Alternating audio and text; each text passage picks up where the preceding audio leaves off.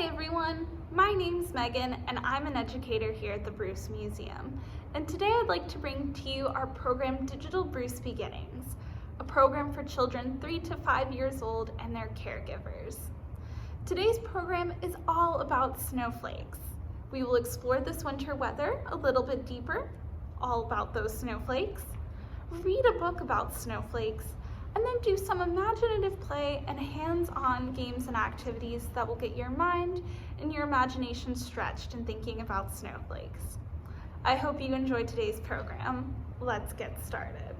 So to continue on with our further exploration of winter weather, like we've started in other previous Digital Bruce Beginnings, I thought it would be fun to talk specifically about snowflakes.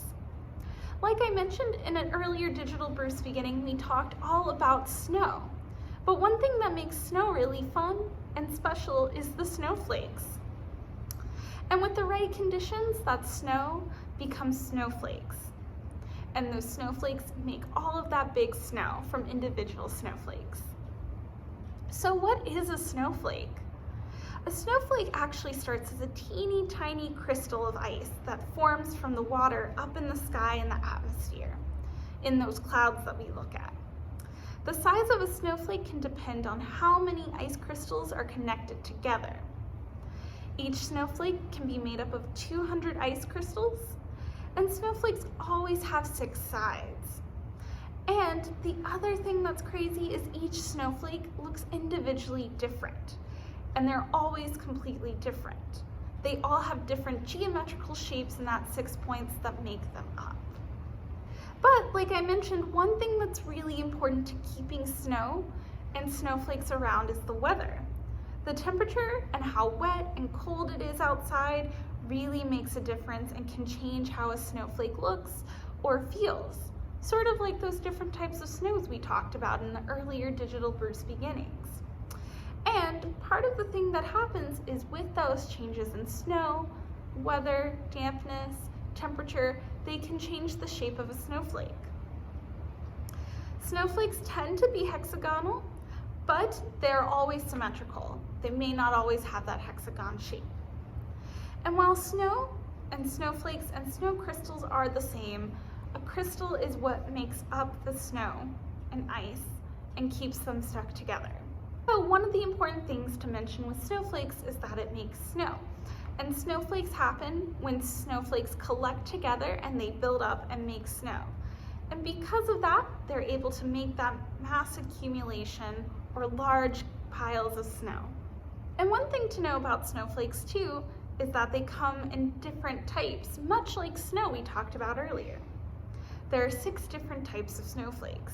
There's a flat snowflake, a column snowflake, star-shaped snowflake, a dendrite snowflake, a lacy snowflake, a needle snowflake, and a capped column snowflake. And another fun fact is when it's extremely cold, the snow, when it's very fine and powdery, snowflakes take on simple designs, like the needle or rod shape. And when the temperature is much more colder, closer to freezing, that's when they become much more intricate in shape in those 6 designs we just mentioned. And there are so many different types of snowflakes that you can recognize based on those designs and shapes that we just talked about. So we discussed a lot about snowflakes and about their design, their shape, and what type of weather we find them in. But I wanted to see if you've ever seen one. So before getting started, I want you to discuss with your adult if you've ever seen a snowflake in real life. Pause this video and talk about it. If you've never seen one before, look them up online. See if you can find videos or pictures of them. And I'll see you back here in just a minute.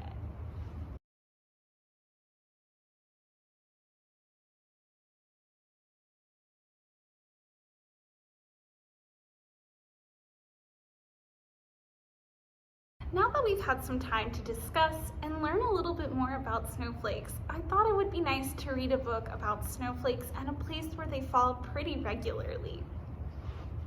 So today we're reading Where Snowflakes Fall by Freeman and Tina Macnaughton.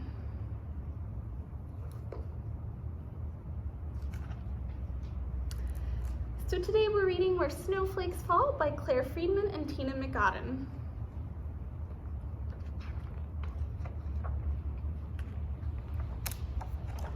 The glittery, icy world wakes up to the sun. In this fragile, white land, a new day's begun. Snow leopards wake up to the pink blush of dawn. Still drowsy from their sleep, they're cozy and warm.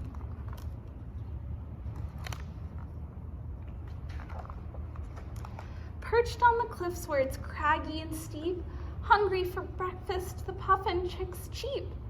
Far, far below where the sea meets the shore, foamy white waves crash the rocks with a roar.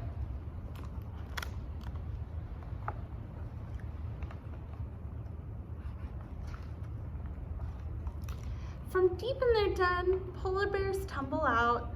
On wobbly paws they wiggle about. Full of excitement, they run and they chase in the most precious and beautiful place.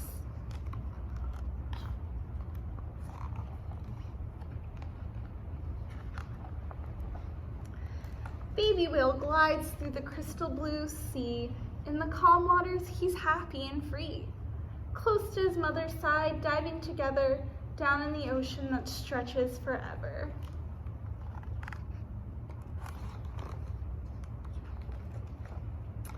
Icicles glisten and glint in the light, long, slender crystals that sparkle so bright.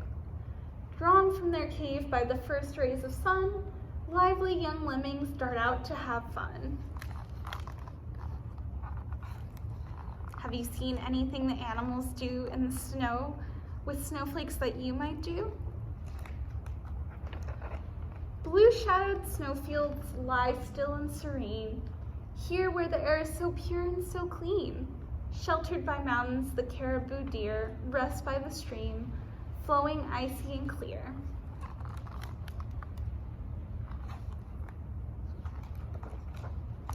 Ready to explore, the small Arctic fox peeks from his lair in the snow-sparkled rocks. Eyes full of wonder, he can't wait to go, nimble and light as the soft, swirling snow.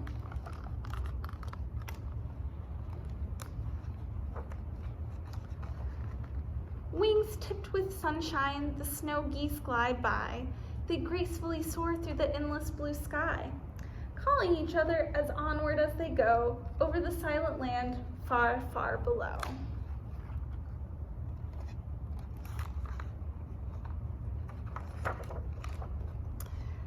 Frosty winds blow, little penguins stay snug, all safe and sound in a feather-soft hug. Wrapped in his mother's wings, sheltered and still, warm through the blizzard and harsh, bitter chill.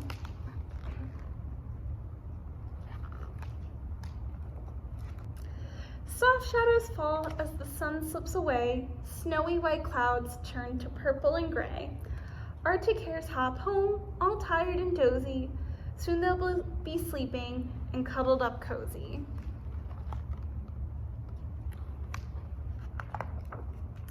The northern lights shimmer and dance up on high. Majestically, snow owl swoops through the sky. Over the magical ice world he flies, and only the moon hears his soft, haunting cries.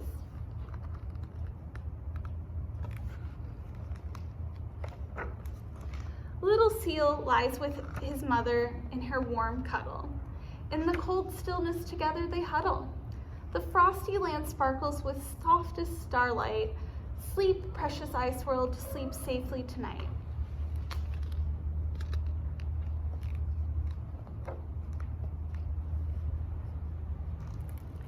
The end.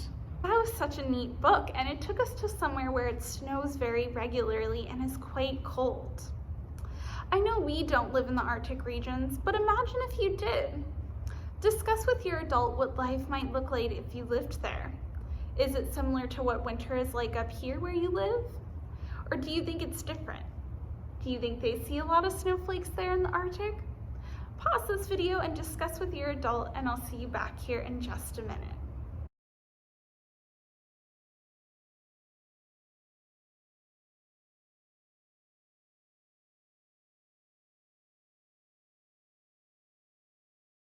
Now that we've had time to explore a little bit about snowflakes, read a book about snowflakes, I thought it would be nice to do some imaginative play and hands-on activities that get your mind and your imagination and your body stretched and up and going. So I figured we'd do some activities all about snowflakes. The first thing you can do is design your own snowflake with a sheet of paper. You can use scissors, crayons, coloring pencils, or anything else you have around your house. You can make up your own design, or you can spend some time with your adult researching those designs and looking them up. Another thing you can do with your adult is go out and explore for snowflakes. If it's snowing outside, go with your adult wearing the proper winter gear and see if you can catch snowflakes and actually see them in person. It may be a little difficult, so again, if you need help, use the internet, find a video or a photo to help you find those snowflakes and prepare to find them the next time it snows. Thank you guys so much for joining me today for Digital Bruce Beginnings. I hope you had a lot of fun. If you want to share anything you've created today from this Digital Bruce Beginnings on our social media, with the help of your adult and permission, use the hashtag Bruce Museum to share what you've created.